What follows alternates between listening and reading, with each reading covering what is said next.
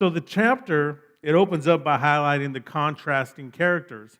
See, Abigail is described as intelligence and beautiful in appearance. And her husband, Nabal, he's harsh and evil in his dealings, and he was a Calebite. Of course, I had to look that up because I was like, why did they mention that? What's a Calebite? So, a side note, right? The Bible only mentions someone being a Calebite once, and it's here where it's describing this harsh and arrogant man. But the funny thing is, a Calebite is actually a descendant of Caleb. And I'm pretty sure you guys remember Caleb, right? He was the only man to stand with Joshua when it was time to go into the promised land, where all the other guys were scared, but him and Joshua were like, nah, man, let's go in and let's take this land because we got it, because we serve a God who's promised us this land, and we know that we could take it. And this was in Numbers 13 and 14. So here we see Nabal, who is the exact opposite of Caleb's character. So it just goes to show you that godly legacy doesn't guarantee godly character.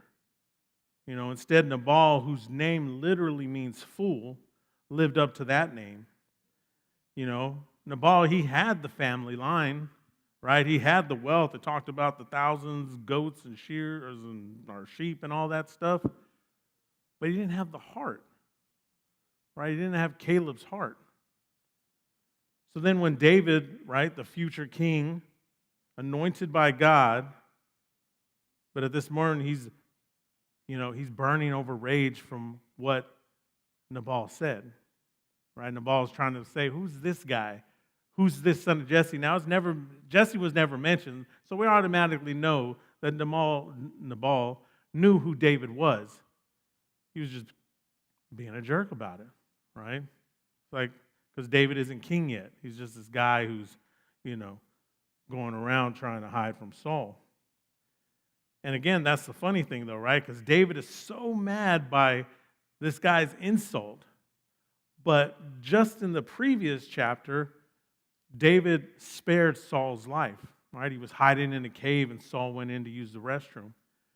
And David says, I will not stretch out my hand against the Lord's anointed. Right? That was in 24:10. I mean, Saul was literally trying to hunt David down and kill him. But here, with Nabal, there's no restraint. There's no second thoughts. There's no, I'm not going to kill this guy. It was blood in his desire to get even. And how is David stepping out of character? Well, David, again, we said he refused to kill Saul even when he had the chance. So it wasn't David's character to just murder somebody like that. And this was before Bathsheba and all that stuff, right? This is in the beginning, right? It wasn't his character to do that. He trusted God to fight his battles, right? He knew when he faced Goliath, right, when picked up his stones, went over there, and knew that God was for him. So he didn't need to go and prove anything. He also wrote in Psalms 37:7, be still before the Lord and wait patiently for him. All right, where was his patience here?